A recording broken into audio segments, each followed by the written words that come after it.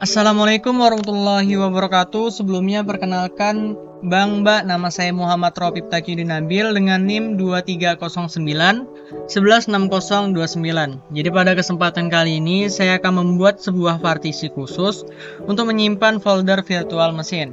Yang pertama kita lakukan adalah melakukan pencarian dengan menuliskan disk management.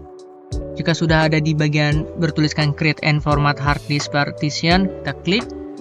Terus setelah tampilannya seperti ini, kita klik di bagian drive di D, kita klik sering untuk membuat partisi kosong terlebih dahulu sebelum menjadi partisi yang baru.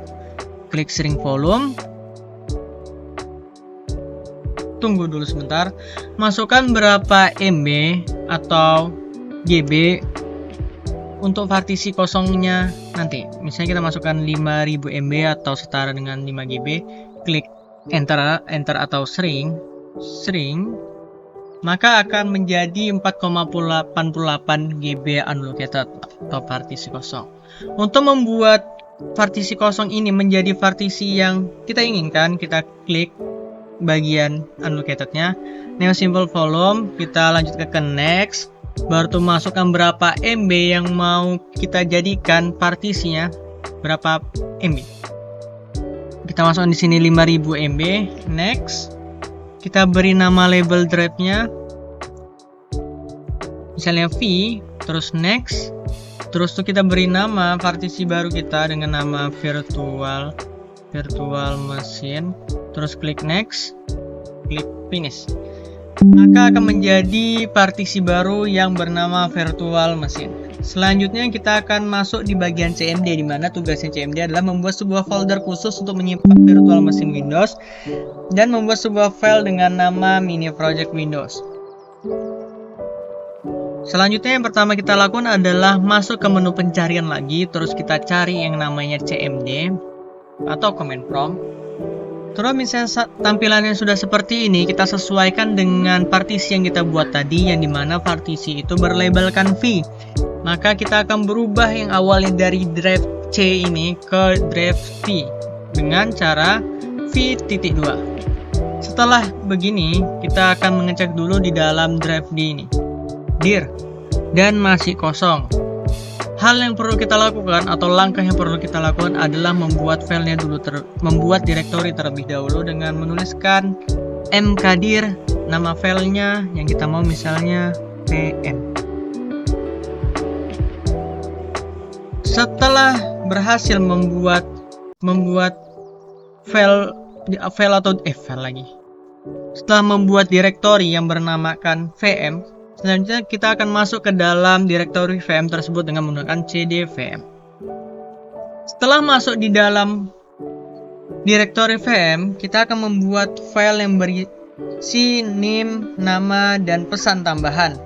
Kita tuliskan dengan menggunakan copy-con karena harus menggunakan underscore, maka kita harus mini project Windows.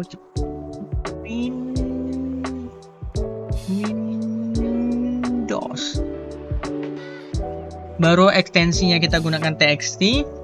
Terus di dalam sini kita tuliskan nama saya, nama Muhammad Roif Takyudin. Ya. Terus name 23091160. Pesan tambahan jika ada. Kelas. Sistem informasi A.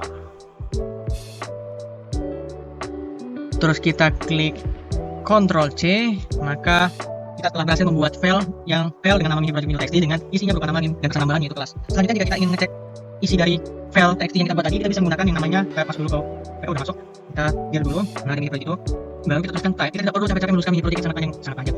Ini tulisan nama file yang agak panjang ini hanya perlu mini. Selanjutnya kita klik enter, maka akan menampilkan nama NIM. Oh, yang tadi belum enter.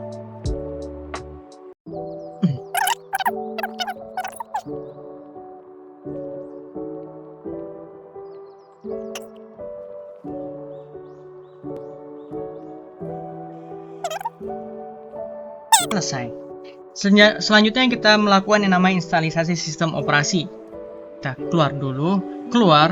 Pertama yang kita lakukan adalah masuk ke bagian virtual mesinnya. Di sini ada virtual box.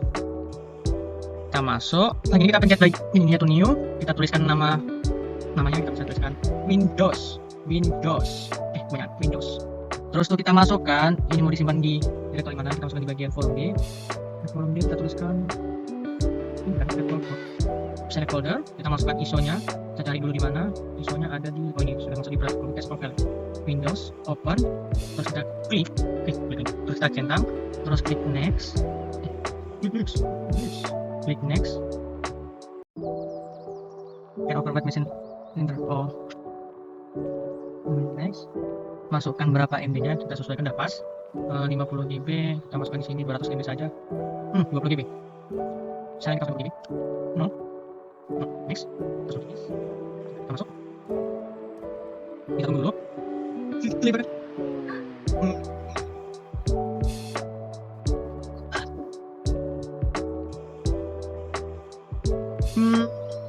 Setelah terdapat tampilan seperti ini, kita klik bagian sini. United Kingdom, United US, terus next, install.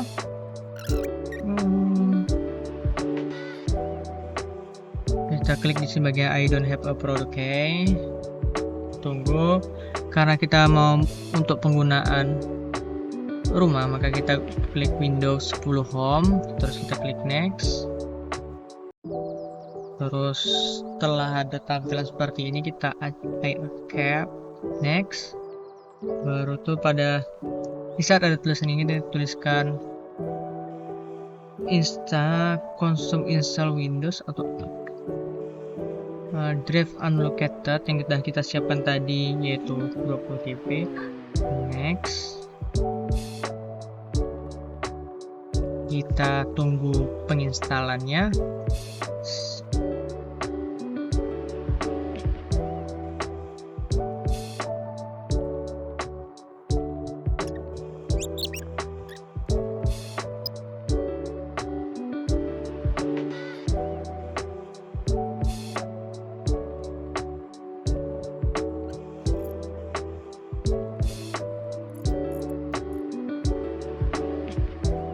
Sambil menunggu ini, kita masuk ke menu run. Kita tulis di situ regedit karena sudah pernah buka pas praktikum. Klik OK, yes. Baru kita ke menu cari nama direktori HK current user. Baru kita ke menu bagian bawah itu software. Terus kita lanjutkan ke bagian selanjutnya itu Microsoft. Kita buka, terus kita cari namanya itu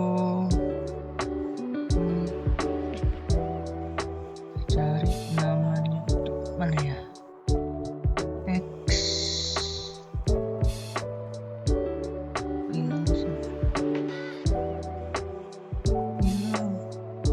Windows. Baru kita ke menu bawah itu Explorer, version, baru ke Explorer, baru ke Advanced, klik Advanced, baru kita di sini kita file, edit new, the word 32 bit value, masukkan dengan klik system. Oh ya ini tuliskan second in system clock, klik OK. Oh sudah ada second in clock. Misalnya tadi itu sudah membuat dengan memberi nama itu tadi, misalnya sudah, maka akan jadi seperti ini. Second in system clock.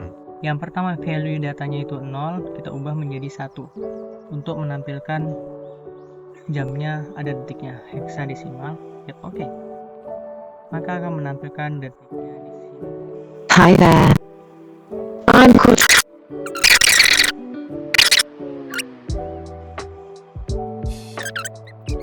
Nah, Indonesia.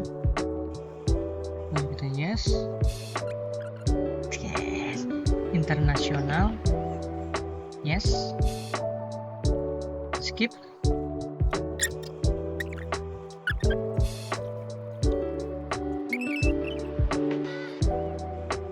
Ini power option.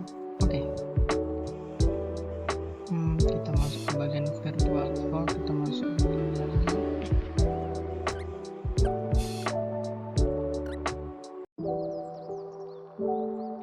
Kita pilih Indonesia.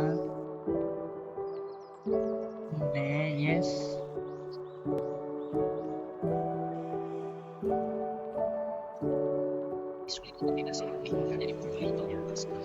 Yes. Skip.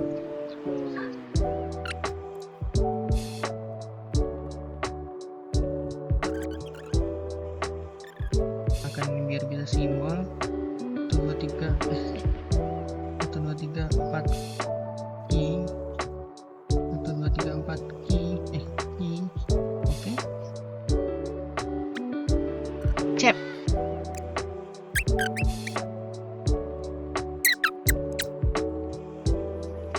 Jadi setelah masuk ke sistem BIOS, maka dia akan menampilkan information, date, advanced, security, boot, dan exit. Yang pertama ada di information ada CPU info, di mana di situ menampilkan 11 THz Intel Core i3 11 menampilkan info CPU-nya. Baru itu ada sistem BIOS, yang dimana sistem BIOS versinya pada saat ini adalah 1.30 dan GOP version atau disebut dengan Graphic Output Protocol, yang dimana itu merupakan versi Intel driver.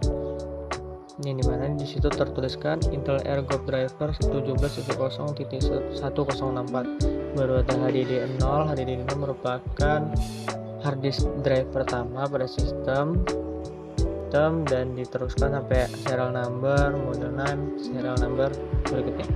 Total memori 8192 MB atau setara dengan 8 GB. Baru itu ada serial number NX yang merupakan nomor seri dari sistem. Baru itu di bagian bawahnya ada product name, artinya model laptop atau serinya, yaitu Acer. Aspir A51454G. Ada main, di mana di main menampilkan sistem time, yang artinya menampilkan waktu pada sistem pada saat ini. Baru ada sistem date, yaitu menampilkan tanggal. Network boot disable, artinya boot untuk jaringan dinonaktifkan. Baru ada F12, artinya untuk memungkinkan mengakses menu boot dengan menekan tombol F12 saat sistem boot. Baru web online, artinya memungkinkan sistem untuk bangun dari mode atau melalui sinyalannya. Baru ada USB wake from support, masih disable function KBF, internal number boot enable, dan display length. Itu merupakan bahasa tampilan sistem yang saat ini diatur dan pada sistem, yaitu bahasa Inggris. Baru di bagian sebelahnya ada advanced, jadi enabled, artinya aktif, dan bawahnya aktif. Baru di bagian security ada set supervisor password, di mana dia dinonaktifkan. Baru yang supervisor password N/A, artinya itu tidak tersedia. Baru set user password, artinya mengatur kata sandi pengguna dinonaktifkan karena belum ada kata sandi pengguna yang diatur. Baru ada change user password N/A, artinya tidak tersedia. Baru ada password on boot dinonaktifkan, berarti tidak ada kata sandi yang diperlukan. Baru itu di bagian bawah ada standar itu artinya standar. Baru itu ada SL secure boot setting, artinya opsi untuk menghapus semua pengaturan secure boot yang telah ada. Baru di bagian bawah ada bawah lagi current TPM TSM state, artinya terpasang install. Ini mungkin berkaitan dengan TPM Trusted Platform Module yang digunakan untuk keamanan sistem. Baru itu di sebelahnya ada boot di sini menampilkan beberapa bagian itu ada boot mode yang mana tuliskan UEFI. Ini menunjukkan sistem diatur untuk boot menggunakan mode UEFI, yang artinya merupakan tampilan yang merupakan antarmuka firmware yang lebih modern dan fleksibel dibandingkan dengan BIOS tradisional. Baru ada boot priority order Windows Boot Manager, artinya adalah entry pertama dalam daftar prioritas boot, menunjukkan bahwa sistem akan mencoba untuk boot menggunakan manajer boot Windows pertama kali. Ini biasanya digunakan untuk booting ke sistem operasi Windows yang bersih. Baru yang terakhir ada bagian exit, menampilkan 4 bagian, itu ada exit saving change, exit discarding change, second shutdown, non setup default. Artinya exit saving change yang pertama itu artinya keluar dan simpan perubahan, sedangkan yang di bawahnya keluar dan abaikan perubahan, baru di bawahnya simpan dan matikan, baru di bawahnya muat pengaturan default, artinya mengatur kembali peraturan yang pernah mengatur kembali atau mengembalikan semua pengaturan ke kondisi awal itu. Mungkin itu saja yang dapat saya sampaikan, kurang lebihnya saya mohon maaf Bang Mbak. Wassalamualaikum warahmatullahi wabarakatuh.